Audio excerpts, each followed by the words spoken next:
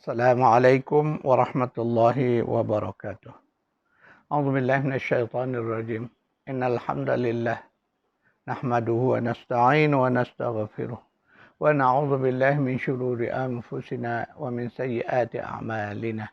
Man yahdihillahu fala mudilla lahu wa man yudlil fala hadiya lahu. Asyhadu an la ilaha illallah wahdahu la syarika lah wa asyhadu anna Muhammadan 'abduhu wa rasuluh. Allahumma shalli ala Muhammad wa ala ali Muhammad. Allahumma anfa'na bima 'allamtana wa 'allimna ma yanfa'una wa zidna 'ilma. Subhanaka la 'ilma lana illa ma 'allamtana innaka antal 'alimul hakim. Allahumma amin.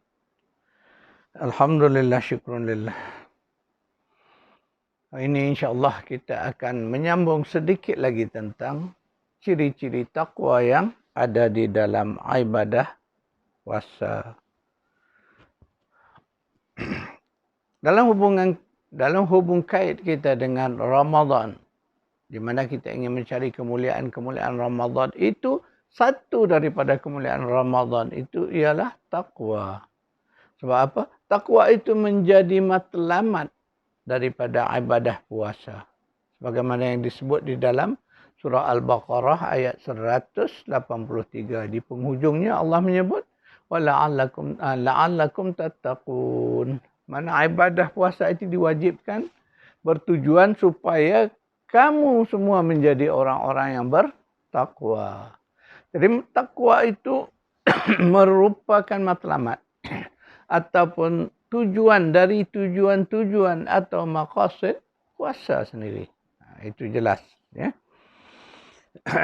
InsyaAllah kita mari melihat sebutan tentang kalimah taqwa terlalu banyak di dalam Al-Quran.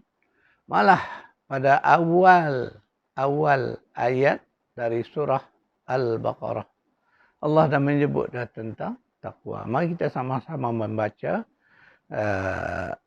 ayat terawal, ayat 1 dan 2 daripada surah Al-Baqarah. A'udzubillahi minasyaitonirrajim. Bismillahirrahmanirrahim. Alif Lam Mim. Dzalikal kitabu la raiba fihi hudan lil muttaqin. Alif Lam Mim. Kitab itu Al-Quran ini, tidak ada sebarang keraguan di dalamnya. Ia menjadi petunjuk kepada orang-orang yang bertakwa. Jadi ayat 2 ini jelas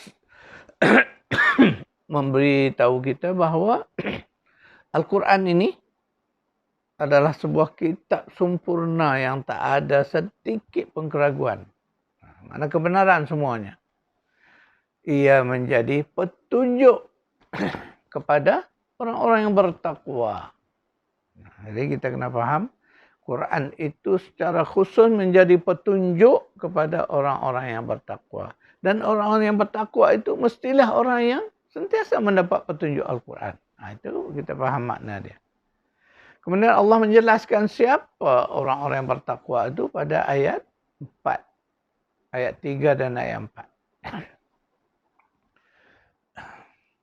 Alladzina yu'minuna bil ghaibi wa yuqimuna as-salah wa mimma razaqnahum yunfiqun. Orang-orang yang bertakwa itu ialah orang-orang yang beriman kepada yang gaib. Dan mereka mendirikan salat. Dan mereka juga berinfak dengan apa yang Allah rezekikan kepada mereka.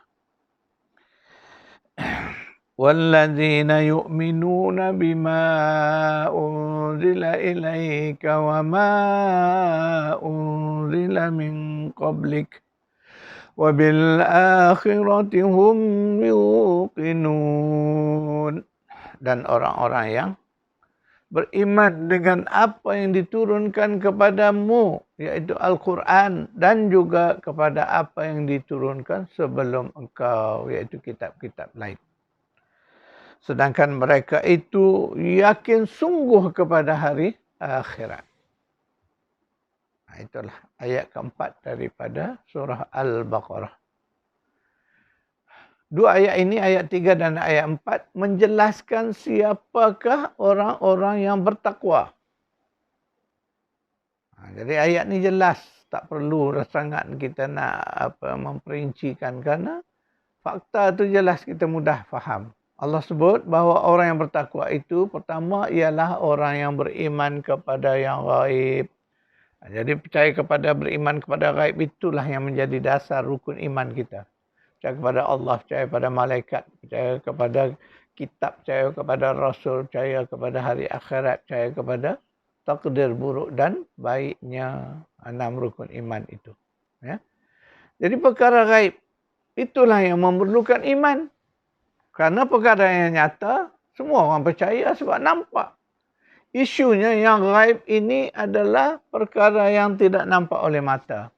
Kita hanya mendengar, itulah disebut sebagai isu sam'iyat atau perkara-perkara yang kita hanya dengar, yang datang daripada wahyu.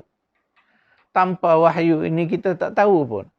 Itu maksud dia sam'iyat ini. Kita dengar, kemudian kita yakin, beriman. Itu sifat. Sebab itu disebut orang takwa itu mestilah orang yang beriman.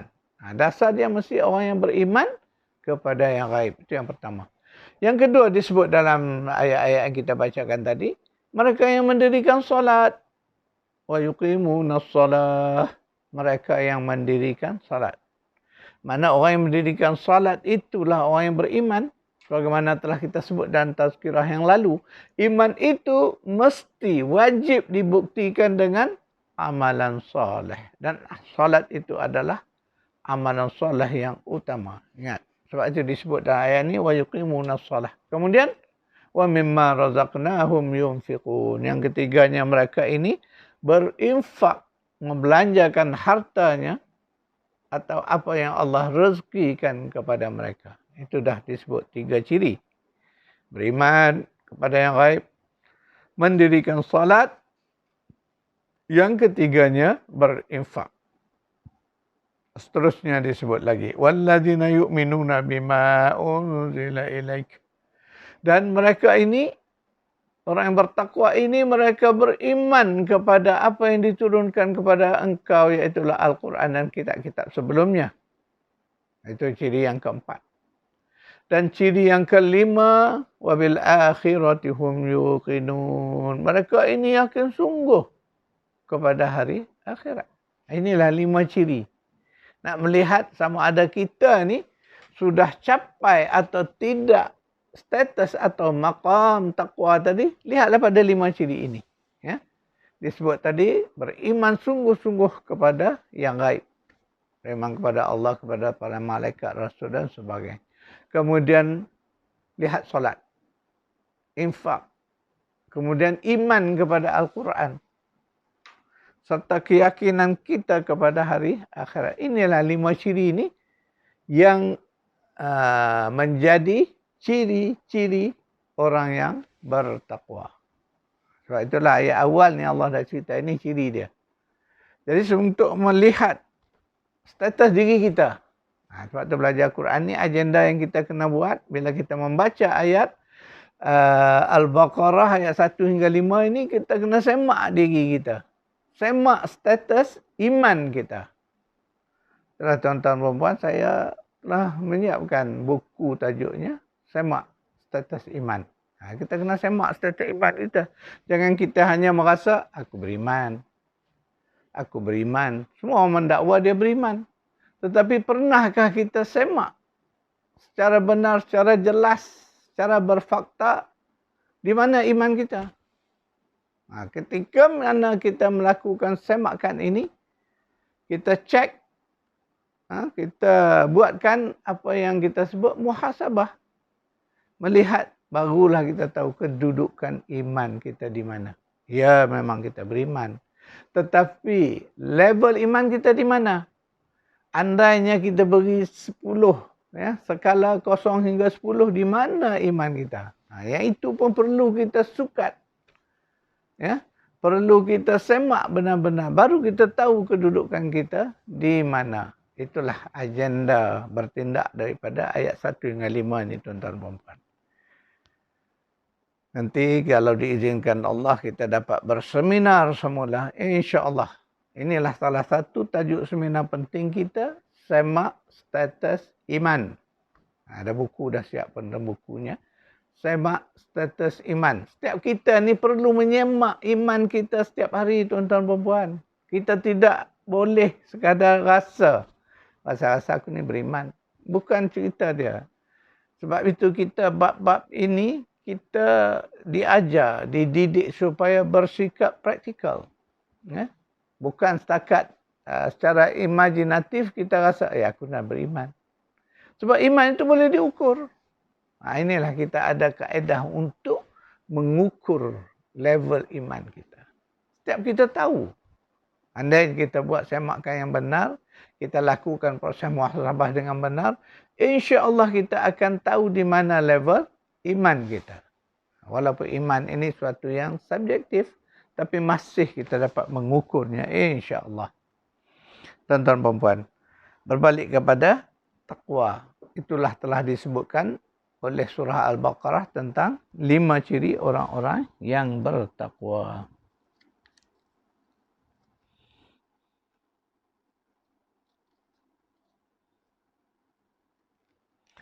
أعوذ بالله من الشيطان الرجيم وإما نرينك بعض الذي نعدهم أو نتوفينك فإنما عليك البلاغ وعلينا الحساب.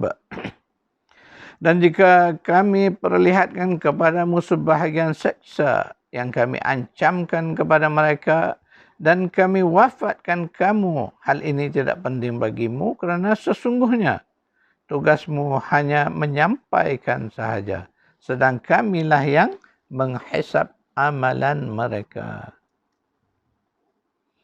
Jadi ayat ini berkaitan dengan kepastian bahawa segala amalan kita, yakni bukti iman kita ini, Allah akan nilai kita. Allah akan nilai.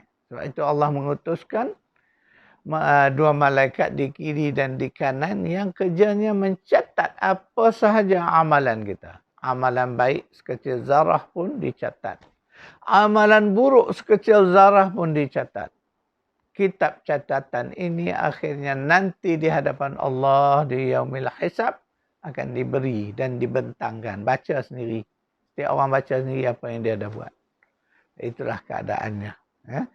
Jadi sebab itu ayat ini nak menceritakan bahawa apa janji-janji Allah, ancaman kepada orang-orang yang kafir itu, ayat surah Ar-Ra'd 13 ayat 40. Jadi sebab itulah ketika kita nak kait dengan proses yang saya sebut proses hisab atau proses kita menilai, menyemak status iman itu, di situlah pentingnya. Karena sebelum kita dibawa kembali menghadap Allah, biarlah kita hisab diri kita. Itu yang disebut bermuhasabahlah sebelum kamu dihisabkan oleh Allah pada yaumil hisab. Hari di mana seluruh manusia dan jin akan dihisab amalan-amalan masing-masing. Maka sebelum itulah kita diminta untuk menyediakan diri kita. Maknanya kita diminta untuk sentiasa memerhati di mana tahap level pencapaian takwa kita kepada Allah Subhanahu wa taala.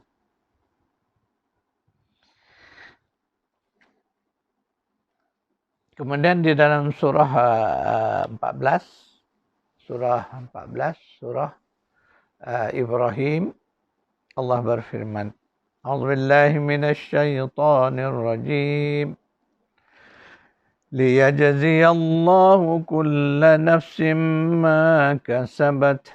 Innallaha sari'ul hisab. Agar Allah memberi pembalasan kepada tiap-tiap orang terhadap apa yang ia usahakan. Sesungguhnya Allah maha cepat hisabnya.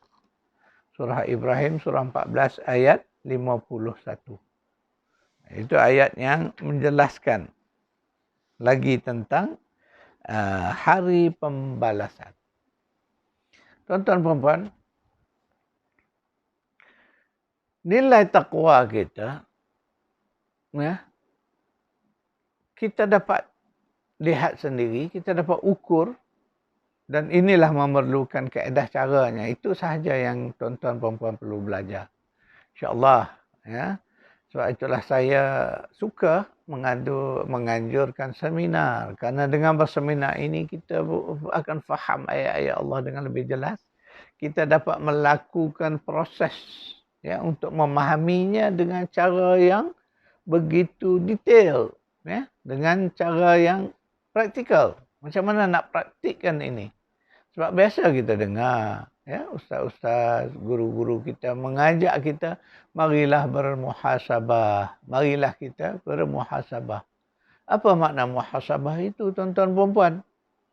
Muhasabah itu dalam bahasa kita hari ini ialah hisab. Hari ini kalau orang yang berurusan dengan perniagaan, bisnes, kita akan faham makna accounting. Kita akan faham maknanya auditing. Buat kira-kira. Jadi, kira-kira ini ialah pernyataan kepada setiap aktiviti perniagaan yang kita lakukan.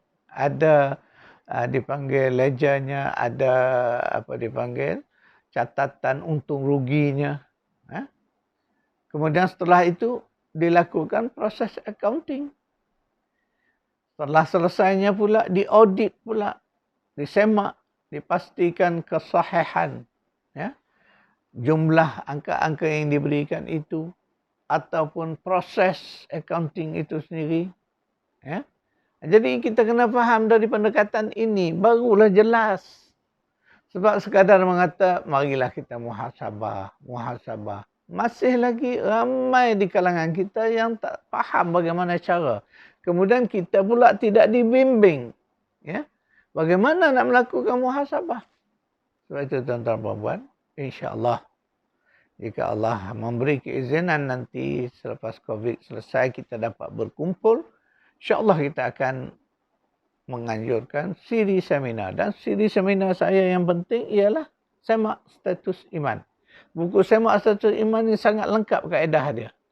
Maknanya setelah kita baca satu ayat kita faham, kemudian kita kenal apa ciri-ciri takwa. Contoh bagaimana yang disebut di dalam ayat 2 hingga 4 hingga 4 daripada surah Al-Baqarah tadi. Disebut 5 ciri yang orang-orang yang bertakwa itu. Di situ kita semak dah. Kita boleh nampak semak. Iman. Kita cek satu persatu iman kita kepada Allah di level mana. Jadi kaedah nak guna tu kita ada pendekatannya. Jadi sebab itulah tuan-tuan puan-puan, agenda ini agenda praktikal. Tidak sesuai hanya sekadar disebut saja. Jadi kita memerlukan waktu yang panjang. Sebab tu seminar kita minimal seminarnya 1 hari. 8 jam itu makna masa yang agak mencukupilah untuk kita mendalami benar-benar isu-isu yang kita seminarkan. Ingat tuan-tuan perempuan, seminar kita yang berkaitan ialah semak status iman. Di situ setelah kita semak status iman, kita tahulah insya-Allah di mana level takwa kita. Takwa ni biasa kita sebut dia seolah-olah satu konsep. Satu yang tidak nyata. Padahal ia dapat diukur. Ada ukuran-ukurannya. Itulah kaedahnya kita nak memahami Al-Quran ini tuan-tuan perempuan. Sebab itu Al-Quran ini bukan sekadar kita baca sebutannya. Ya, bukan sekadar kita mengetahui makna sekali lalu begitu.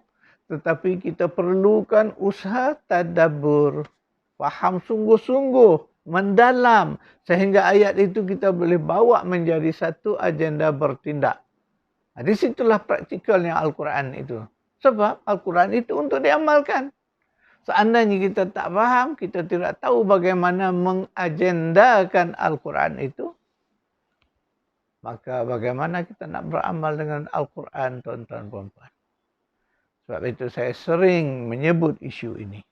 Hari ini kita belajar Al-Quran, faham sungguh-sungguh, praktik. Nak praktik, nak mengamal Al-Quran itu mesti ada proses, ada caranya. Jadi salah satu caranya ialah dalam hal-hal yang kita panggil subjektif ini, seumpama iman, taqwa, kita perlu mendalami sungguh-sungguh, faham sungguh-sungguh apa maknanya dan cuba terapkan. Ya. Kita masih mampu, insya-Allah Allah akan membantu kita untuk melakukan dipanggil proses muhasabah diri dengan menyemak level-level pencapaian kita, baik dalam isu iman ataupun isu takwa. Setiap kita berhak boleh semak dan boleh jumpa, boleh temui jawapan-jawapan yang akan diberikan nanti. Ada kaedah, ada caranya tuan-tuan puan-puan. Ya. Ya, inilah yang menarik ya, dari sudut penghayatan Al-Quran. Ya, insya-Allah. Sekadar itu tazkirah kita berkaitan dengan takwa. Iaitulah di siri yang bahagian kedua tentang takwa ini. Dan siri takwa ini tuan-tuan puan-puan masih panjang, ya, kerana takwa ini isu besar yang dibicarakan oleh Al-Quran. Jadi insya-Allah dalam siri-siri berikutnya nanti kita akan mengupas dengan lebih mendalam lagi isu takwa. Kita akan kaitkan dengan hal-hal yang selain daripada ibadah puasa. Kita akan kaitkan dengan isu-isu kejiwaan, isu-isu hati. Ya. Sebab apa? Takwa ini letaknya di sini. Mana di hati. Ya. Jadi di hati ini ketika takwa itu tumbuh, subur, berkembang, maka ia akan zahir dalam tindak tanduk kita. Itulah amal. Jadi amal kita itu lahir daripada takwa yang ada di dalam hati kita. Sebab itulah nak menumbuhkan takwa ini memerlukan latihan. Itulah proses nak menghasilkan takwa tadi. Mestilah dengan melakukan berulang kali. Itulah dipanggil proses ulang mengulang sehingga kita dapatlah hasilnya. Maka salah satu amalan yang disebut dapat menjana takwa di dalam hati ialah puasa Ramadan. Jadi puasa Ramadan itu disebut sebagai satu jalan atau satu pendekatan untuk menzahirkan takwa di dalam hati. Ketika hati orang-orang yang beriman dipenuhi oleh takwa, maka jiwanya, ini kena faham pendekatannya, kejiwaan. Jiwa itu Allah sebut di dalam lafaz yang khusus, bagaimana yang disebut di dalam surah Asy-Syams ayat 7 hingga 10. A'udzu billahi minasyaitonir rajim. Wa nafsin wa ma sawwaha فألهمها فجورها وتقواها قد أفلح من زكاها وقد خاب من دساها. Demi jiwa dan kesempurnaan ciptaannya. Maka kedua jiwa itu diilhami ke arah fujur, ke arah kejahatan, dan juga ke arah takwa. Maka beruntunglah orang-orang yang mensucikan jiwa itu. Dan rugilah orang-orang yang merosakkan jiwa itu atau mengotorinya. Itulah pedoman Al-Quran tentang isu jiwa. Hari ini kita cakap jiwa, ilmu jiwa, psikologi. Cara moden disebut psikologi ilmu jiwa. Dalam Islam, ilmu jiwa ini, psikologi ini disebut sebagai ilmun nafs. Sebab jiwa itu ialah an-nafs. An-nafs itu ada kala dimaksudkan jiwa, ada kala dimaksudkan dengan diri manusia. Maknanya diri manusia itu merujuk kepada jiwanya. Itulah makna an-nafs. Ya. Jadi nafs, konsep nafs ini jelas disebut dalam kalimah yang berbeza daripada hati. Sedangkan hati disebut dalam 4 bentuk yang selalu saya ulang-ulangi, iaitu lafis sadr, apa yang ada dalam dada. Kemudian disebut juga sebagai qalbun atau qulubun. Kemudian disebut juga sebagai fuadun atau jumlah jamaknya ialah fuadun, jamaknya ialah afidah. Ya, jamak kepada fuad ialah afidah. Satu lagi al-lub ataupun al-albab. Jamaknya al-albab. Itu hati. Tapi Al-Quran membezakan. Allah sebut an-nafs. Tuan-tuan perempuan, sekiranya kita melihat dari sudut pendekatan psikologi, psikoterapi, barulah kita akan faham hakikat jiwa ini. Apa yang disebut jiwa ini ialah hal-hal hati yang ada kaitan dengan tindak tanduk kita ataupun aksi kita.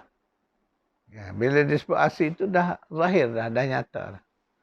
Tetapi jiwa itulah yang menghubung antara hati dan tindak tanduk. Di situlah, di dalam kelompok jiwa inilah disebut salah satu yang biasa kita dengar, perasaan kita. Apa yang kita rasai. Dalam istilah moden disebut sebagai emotion, emosi. Ya?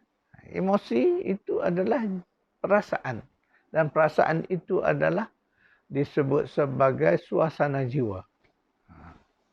Ya, tuan-tuan perempuan, ketika kita menyebut benda-benda begini, dia subjektif. Jadi agak tidak mudahlah kita nak memahaminya. Walau bagaimanapun, kita akan berusaha ya, untuk memahami hakikat ini. Kerana apa? Kerana setiap kita ada jiwa. Setiap kita ada emosi. Dan setiap kita mengalami kesan-kesan emosi itu. Sebab itu jangan kata, oh ini hal emosi, hal jiwa ini biarlah ahli-ahli psikologi yang mendalaminya. Kita orang biasa tak perlu. Ingat tuan-tuan perempuan, yang menderita penyakit jiwa, penyakit emosi, gangguan-gangguan emosi itu siapa?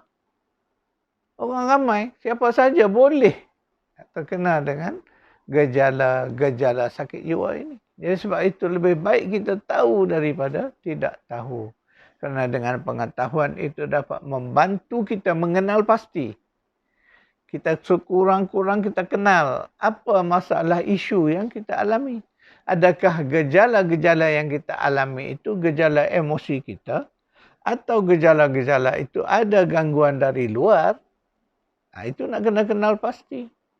Jadi sebab itu di bidang psikoterapi ini, kita melihat keadaan tingkah laku itu nak dikaitkan dengan gangguan jenis mana. Gangguan emosi ke? Gangguan jin ke? Gangguan syaitan ke? Atau apa?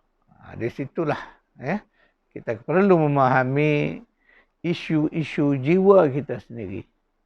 Isu-isu an-nafs. Kerana an-nafs ini kalau dikaitkan dengan ibadah puasa, itulah dianya. Puasa, ibadah puasa ini nak melatih, mentarbiah diri supaya kita dapat membentuk an-nafsu tadi ke arah taqwaha. Itu dia. InsyaAllah sekadar itu tuan-tuan perempuan, kita akan bertemu lagi pada kuliah yang siri tazkirah yang akan datang. A'udzubillahi minasyaitonirrajim. اللهم إنك عفو كريم تحب العفو فاعف عنا وعن والدينا وعن جميع المؤمنين والمؤمنات برحمتك يا أرحم الراحمين. ربنا آتنا في الدنيا حسنة وفي الآخرة حسنة وقنا عذاب النار. صلى الله على محمد وعلى آل محمد والحمد لله رب العالمين.